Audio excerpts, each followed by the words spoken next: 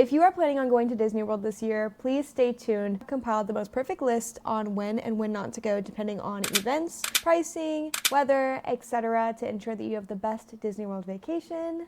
So keep on watching. This is going to be specifically for 2026. I have written down all of the Run Disney, cheer weekends, etc. And so I want you guys to feel prepared and confident when hitting book for your trip. It is February 1st, so unfortunately we missed the majority of January. But for future reference, the weather is really nice in January. The beginning of January is a little bit crowded due to the residual New Year's guests. January 7th through 11th was the Run Disney Marathon weekend this year. I have like my little cheat sheet over here, so if you see me catching a glimpse, that's what's happening. And then the 17th through the 19th was Martin Luther King Jr. weekend.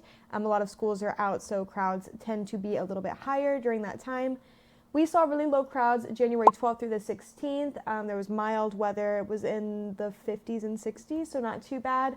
And then the end of January had very low crowds. It was a lot cheaper because, again, we're kind of getting away from holiday season, so people typically wait until holiday season to book. Highs were 68 through 70s and lows were at 45 to 55 degrees. It's February 1st and at Universal I know a lot of the main roller coasters are closed down due to weather today. So typically if it's below 40 degrees they will unfortunately have to cease operations on rides just for guest safety. February 2026, good weekends to avoid. February 14th through the 16th, it's Valentine's Day and it's President's Day weekend. Lots of crowds, anticipate really high wait times, really hard to book reservations, and higher pricing. February 26th through March 2nd is the Disney Princess Half Marathon weekend, so that is a higher crowd level. A lot of people will come in with their families to run that marathon. Good times to visit would be February 1st to the 13th. I would not recommend going today, February 1st, as a lot of rides are ceasing operations due to weather.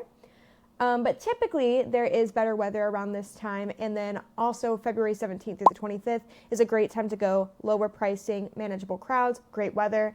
You'll see highs 70 to 75 and lows in the 50s, so it's really comfortable park weather and just a great time to go. March is a hit or miss. I would say March 1st through April 12th, I would avoid it if you can. That is spring break. Colleges, high schools, locally, and everywhere else. A lot of people are out of school during this time just for Easter, spring break, etc. The weather is great. It's 75 through 82, so it's a great time to go, but it is spring break, so those wait times will be higher. If you are planning on going, just prepare to wait in line, have a little bit higher pricing, etc. It's best to go Monday through Wednesday. Those are your best days to go just to avoid the weekend crowds and the long weekend crowds. April 3rd through 6th is Easter weekend. A lot of people will be out of school for that holiday. Easter is one of the highest crowd levels that we see at Disney World throughout the calendar year. And then April 16th through 20th is the Springtime Surprise Run Disney Marathon. So that is a busier time with crowds. A lot of runners will be there. April 13th through the 15th, that is just before the race weekend, and crowds will lessen during that time, so it's a good time to go. And then April 21st through the 30th is after race weekend and Easter, so that is a better value for you. Highs 80 to 85. You're starting to get some springtime storms during this time, but overall, it's a very good time to go. Humidity is low, and we haven't reached that summertime heat yet. May 22nd through the 25th is Memorial Day weekend. That is a very busy time to be at Walt Disney World.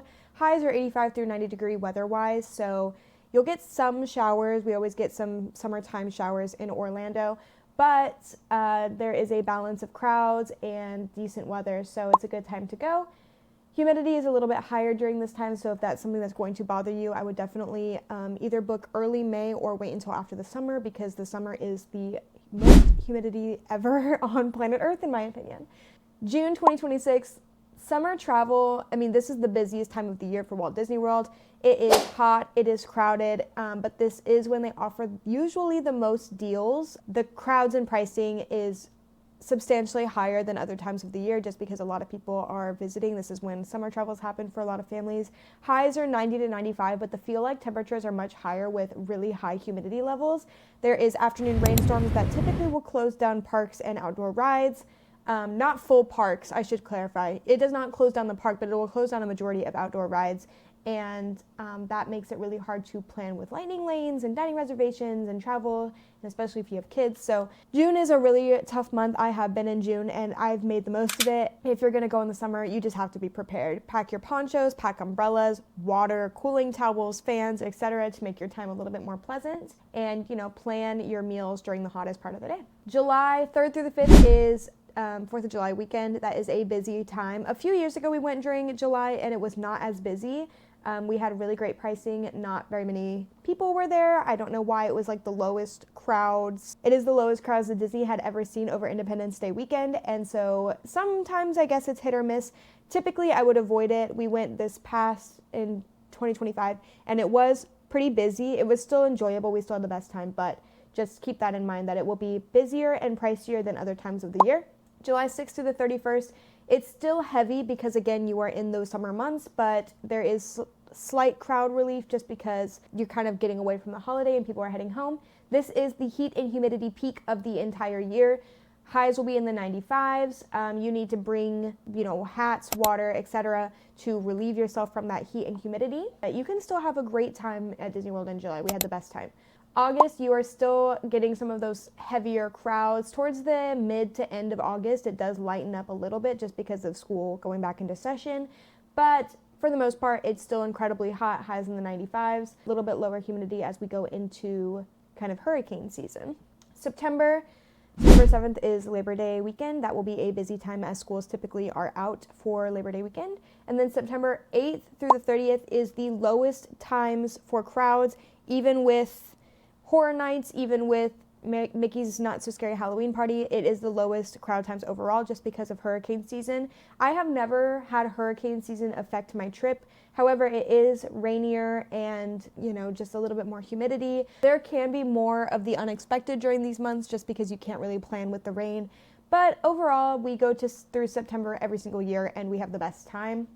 It is still hot. Like, you can still swim, you can go to water parks, you'll still need your fans and cooling towels, etc., but it is not nearly as hot as those peak summer months. October 22nd through the 25th is the Disney Wine and Dine Half Marathon, so an influx of runners once again, and a lot of fall travel happens during this time. October 1st to the 21st, there is great weather, moderate crowds. However, Disney during October is always really crowded as a lot of guests are anticipating seeing the Mickey's Not So Scary Halloween Party and the fall decorations at Disney World. This is also what I would call the beginning of the holiday season for Walt Disney World. This is peak crowds, more pricing, more high prices, etc. Overall, it's a great time to go. Weather is 80 through 85, the humidity is lower. It's starting to really round out a great year at Disney World. In November 11th is Veterans Day. That will be another peak time for school breaks. A lot of people will go during that first week. And then November 26th to the 29th is the Thanksgiving week at Disney World. It will be extremely high crowds.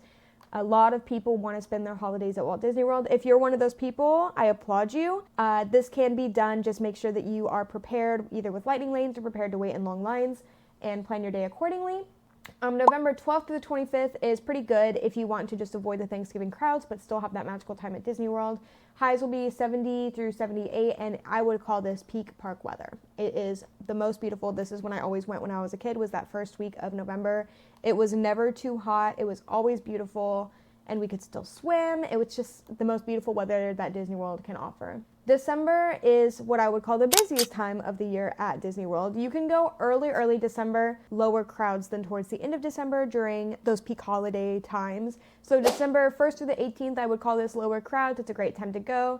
65 to 72 highs. This is one of those times of years where you go and it's nice during the day, but you need a little jacket at night. So if that's your speed, this would be the time to book. Yeah, I hope that this helps you guys book your vacations. You have to look at some other things such as cheer weekends and DCP arrival dates. Those will definitely affect how crowds are during your vacation. You can always have a great time at Walt Disney World, and I hope this helps you to book with confidence and kind of understand what you're getting into and what to avoid and when to hit and things like that. So if you have any questions or if you think I'm wrong about something, which can happen, please leave a comment down below. I would love to hear from you and talk more about this.